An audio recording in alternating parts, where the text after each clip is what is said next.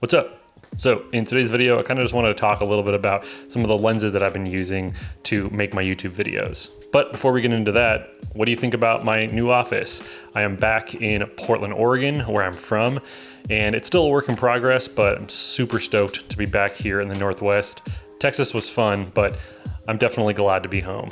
So as some of you know, at the end of last year, I sold all of my Olympus gear and decided to just switch back to a couple of Panasonic GH3s until I figure out what I'm gonna buy next as like my main camera. So I wanted to talk about the three lenses that I have right now that I've absolutely been loving. And the first one that I want to talk about is this guy. This is the Panasonic Lumix 12-35 f2.8 Mark II. Now I've featured this lens in my videos before, but I don't think I've ever actually talked about it specifically. And this is just such a great lens. And I think that if you're looking for your first lens for Micro Four Thirds, or maybe if you only had one lens, this is the lens that I would choose. This is such a versatile lens because it gives you a 24 to 70 millimeter equivalent field of view, which is a really versatile focal length. So you can shoot wide at 12 millimeters and get some really nice zoomed in stuff at 35. I've actually been using this for a lot of my YouTube videos recently, especially a lot of the talking head portions where it's more of a wide shot. Those are shot at 12 millimeters with this 12-35. So one of the coolest things about this 12-35 is that it has OIS, which stands for optical image stabilization. And that's pretty cool because if you have an older camera like a GH3 or a G7 or maybe a Blackmagic Pocket Cinema camera, this is gonna give you some image stabilization that's gonna help reduce some of those micro jitters when you're shooting handheld. This will also work great in combination with in-body image stabilization. So if you have a GH5, GH6, a G9, or maybe even the new Panasonic camera that's coming out with phase detect autofocus, this is gonna be a great lens to have in your kit. So this lens is the version 2 of the 12-35, but what's really cool is that regardless of which version you decide to go with, you're gonna get insane image quality out of this lens. The original version of the 12-35 is probably gonna run you around $300 to $400, while the version 2 that I have is more around the $400 to $500 range in the used market. The reason that having a lens like this is so desirable with that OIS is because you can use it in combination with using a gimbal, and it can actually reduce a lot of those micro jitters that you can get even when using a gimbal. And I like to have this on not only when I'm shooting handheld, but also when I am using a slider, and especially when I have it on a gimbal, because it'll just make the shot look that much smoother. Something else that's pretty unique about this lens is that it's parfocal. So what that means is that if you set your focus at one point at any focal length on the lens, whether you zoom in or out, that focus point is going to stay the same. So you can zoom in, get something in focus, and zoom out, and it's going to stay in focus as you zoom out or zoom in, which is pretty cool because not a lot of the cheaper lenses can do that. Something else that's unique about this 12-35 as opposed to a lot of the other cheaper zoom lenses that you can get from Micro Four Thirds is that this is a constant 2.8 aperture, which means at 12 millimeters, this is f2.8, and at 35 millimeters, it's f2.8. And f2.8 might not seem that bright, but I mean, if you light your stuff and you shoot intentionally, you can still get some pretty nice looking low light stuff with an f2.8 aperture, even on Micro Four Thirds. So in combination to a really good zoom lens, I knew that I was gonna need a prime. Now, I really like the 50 millimeter equivalent focal length, so I knew that I wanted a 25 millimeter, and I've used a lot of different 25 millimeters on the market. Anything from the cheap manual focus lenses that you can get on Amazon and eBay to the really expensive Panasonic Leica prime lenses that you can get that actually cost a lot of money.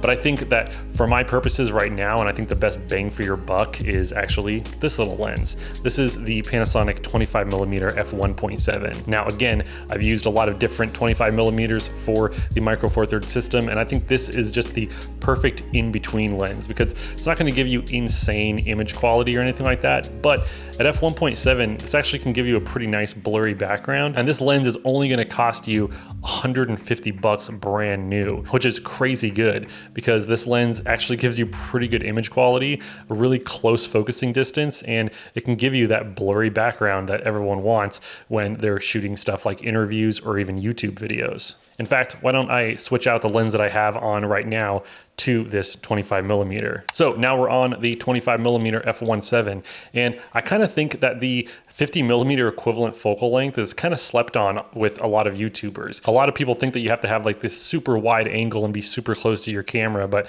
I honestly really like the 50mm equivalent focal length. It's not too zoomed in and it's not too wide. It gives you a really nice standard field of view. So again, in combination with my 12-35, I have used this 25mm f1.7 in a lot of my YouTube videos. So here's the thing. This may not be the best image quality when it comes to a lens for the price point. I do actually kind of like some of the cheaper manual focus lenses that you can get for Micro Four Thirds. But the thing that I like about this lens is that it's not a manual focus only lens. Hello? Okay, sounds good.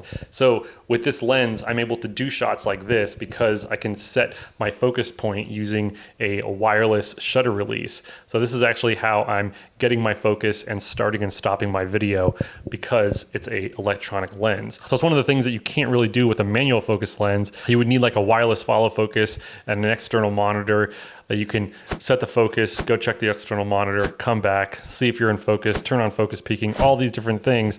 Whereas with this 25mm, all I need is a $20 shutter release and I can set my focus and stop my video. And it just makes the YouTube video creation process so much easier. So as an honorable mention, I did want to throw in the Panasonic 14mm f2.5, which is what you were seeing in the beginning of this video. It was shot on this little lens. Now, this lens can be a little bit redundant if you already have the 12-35, but one of the things that I just love about this is that it feels like a lens cap.